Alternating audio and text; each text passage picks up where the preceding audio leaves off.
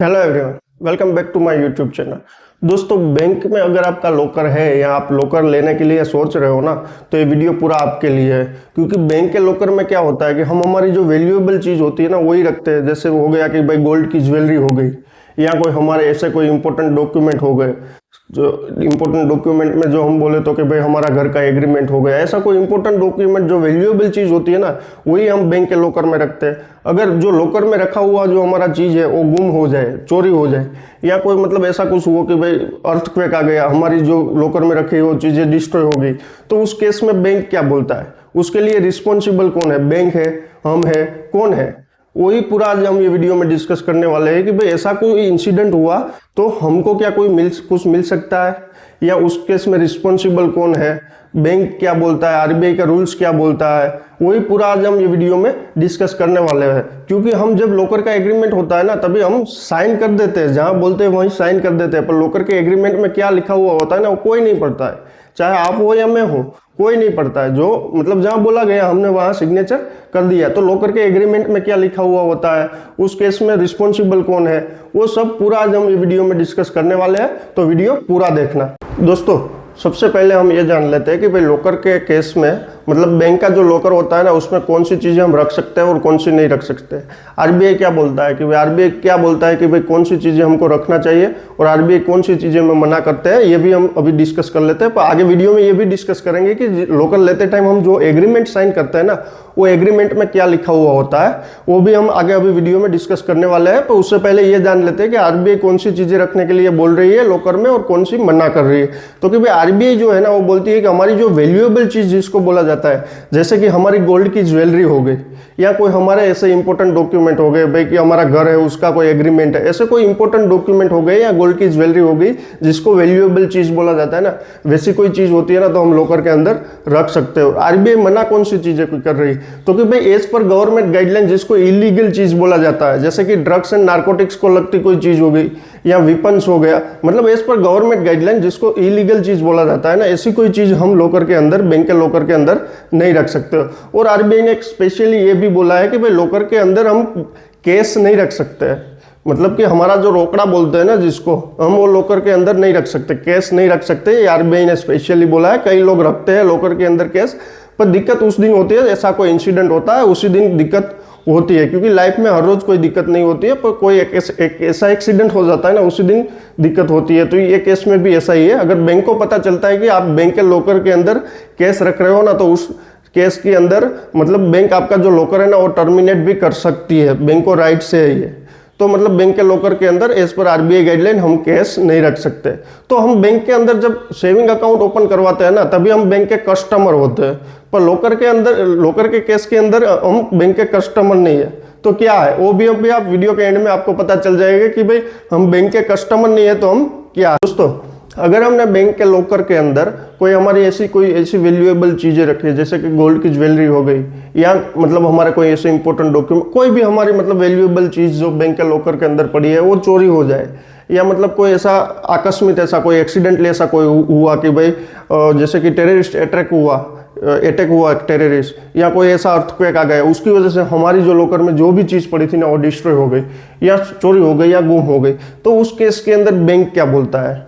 क्योंकि हमारे जो लॉकर के अंदर हम जो भी चीज़ रख रहे हो ना, बैंक को तो पता नहीं है कि हमने कितने रुपए की चीज़ रखी है और क्या चीज़ रखी है। वो बैंक कभी पता भी नहीं करता और बैंक को पता भी नहीं होता, क्योंकि लॉकर एक हमारा प्राइवेट चीज़ है। तो उस केस के अंदर जो लॉकर का आप एग्रीमेंट साइन करते हो ना, उसमें क्लियरली लिखा है कि भाई जो बैंक के लॉकर के अंदर जो आपकी चीज़ें पड़ी है ना, अगर कोई ऐसा युद्ध हो गया या ऐसा अगर कुछ मतलब टेररिस्ट अटैक हो गया, ऐसी कोई मतलब चीज़ बनती है, अर्थक्वेक आता है, तो उस केस के अंदर बैंक बोलता है कि भाई हम जो आपके लॉकर के अंदर जो भी चीज़ पड़ी है ना, उसको उसकी सुरक्षा के लिए पूरी ट्राई करेंगे। तो उसका जो भी आपको लॉस होता है ना, उसके लिए हम कोई लायबल नहीं है। मतलब उनकी सुरक्षा का हम 100% ट्राई करेंगे, नो डाउट। तो अगर कुछ ऐसा होता है ना, तो उसके कोई लायबल, हम बैंक कोई लायबल नहीं है आपको कोई कंपेंसेशन देने के लिए या कोई लॉस पे करने के लिए, क्योंकि बैंक को पता नहीं है कि भाई आपने लॉकर के अंदर कौन सी चीज़ें रखी है। तो मतलब ऐसा क्यों होता है कि भाई बैंक मना करता है इस केस में। मैं एक एग्जांपल के थ्रू आपको समझाता हूँ। अगर हमने जो हमारा मकान होता है ना, वो किसी को अगर किराए पे दिया है, तो जो किराएदार जो हमारा है वो मकान के अंदर उनकी खुद की चीज़ें रखता है, पर कभी ऐसा हुआ कि भाई वो चीज़ें चोरी हो गई या मतलब कोई ऐसा कुदरती ऐसा कुछ हो गया तो उसकी वजह से वो चीज़ें डिस्ट्रॉय हो गई, तो उसका जो लॉस हुआ वो पे करने के लिए मतलब कोई मकानदार तो जो मकान है जिसका ओनर है वो तो लायबल नहीं है ना पे करने के लिए। लॉकर के केस में भी वही होता है, क्योंकि आप जो लॉकर रखते हो ना बैंक आपको रेंट पे देता है, आप बैंक को रेंट पे करते हो, वो चीज़ बैंक ने आपको यूज़ करने के लिए दी गई है। तो उसमें जो अगर मकान में अगर वो कुछ ऐसा हुआ, चोरी हुआ या उसका सामान जो डिस्ट्रॉय हो गया, तो उसमें रिस्पॉन्सिबिलिटी किसकी रहती है? जो जिसका सामान था उसका, क्योंकि उसमें जो मकान का ओनर होता है वो उसने उनको रेंट पे दिया है, वहाँ कौन सी चीज़ें पड़ी है कौन सी नहीं पड़ी है वो तो ओनर को पता नहीं है।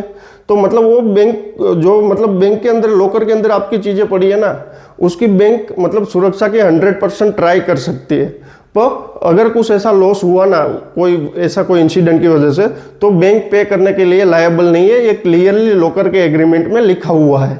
और ऐसे बहुत केस हुए थे, बाद में ये केस आरबीआई तक गया था और आरबीआई ने 1 जनवरी 2022 में एक रूल्स निकाला है कि भाई बैंक की नेग्लिजेंसी की वजह से अगर कुछ ऐसा होता है ना कि भाई बैंक के एम्प्लॉय द्वारा कोई फ्रॉड किया गया हो, ऐसी कोई बैंक की नेग्लिजेंसी की अगर वजह से कुछ होता है कि भाई बैंक की कोई मतलब नेग्लिजेंसी की वजह से बैंक में आग लग गई, ऐसा कोई बैंक की मतलब बेदरकारी जिसको बोला जाता है ना कि भाई नेग्लिजेंसी की वजह से अगर कुछ ऐसा होता है ना, तो आपका लॉकर का जो एनुअल रेंट होगा ना उसका 100 टाइम्स तक आपको कंपेंसेशन बैंक दे सकती है। तो वो भी किस में, कौन से केस में कि बैंक की नेग्लिजेंसी होनी चाहिए। और आरबीआई ने यह भी बोला है कि भाई जो भी लॉकर ऑपरेट करने जाए ना उसको एसएमएस द्वारा इंस्ट्रक्शन मतलब मिलना चाहिए कि भाई आपका लॉकर ओपन हुआ है। जो भी लॉकर ऑपरेट करे, जो भी लॉकर ऑपरेट होता है ना उसका एसएमएस जिसने लॉकर रेंट पे रखा है ना उसको मिलना चाहिए, उसके मोबाइल पे या ईमेल थ्रू जाना चाहिए। और आरबीआई ने यह भी बोला है कि भाई लॉकर के जो रूम होता है ना, जो भी लॉकर में एंटर होता है उसका 180 डेज तक का सीसीटीवी फुटेज भी बैंक को रिकॉर्ड में रखना पड़ता है। अगर कोई ऐसा इंसिडेंट हुआ तो बैंक को देना पड़ता है। तो आरबीआई ये बोलता है कि भाई अगर बैंक की नेग्लिजेंसी की वजह से कुछ होता है तो बैंक आपको 100 टाइम्स आपके एनुअल रेंट जो लॉकर का होता है उसका 100 टाइम्स तक आपको कंपेंसेशन दे सकते हैं। ऐसा क्यों 100 टाइम्स ही? क्योंकि लॉकर के अंदर आप जो भी चीज़ रख रहे हो ना बैंक को पता नहीं है, चाहे 50 लाख की हो, 30 लाख की हो या 10 रुपए की हो, बैंक को उससे कोई मतलब नहीं है आपकी लॉकर में कितने रुपए की चीज़ें पड़ी है। इसीलिए आरबीआई ने रूल्स निकाला है कि भाई बैंक को तो पता नहीं है लॉकर के अंदर क्या पड़ा है। अगर कोई ऐसा हुआ तो आपका जो एनुअल रेंट होता है ना उसका 100 टाइम्स बैंक आपको कंपेंसेशन दे सकती है, वो भी बैंक की नेग्लिजेंसी की वजह से कुछ होना चाहिए।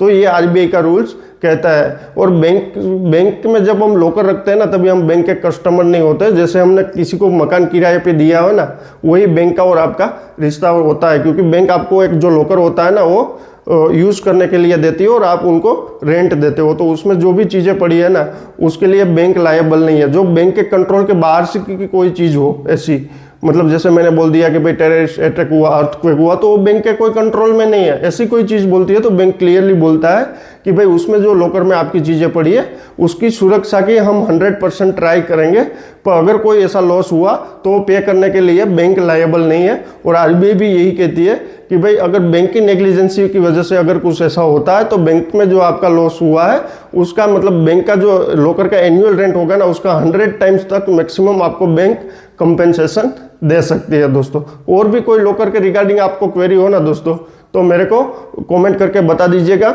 और मेरा वीडियो जो आपको अगर अच्छा लगा हो ना तो मेरे चैनल को सब्सक्राइब कर लेना और मेरे वीडियो को लाइक कर देना। Thank you.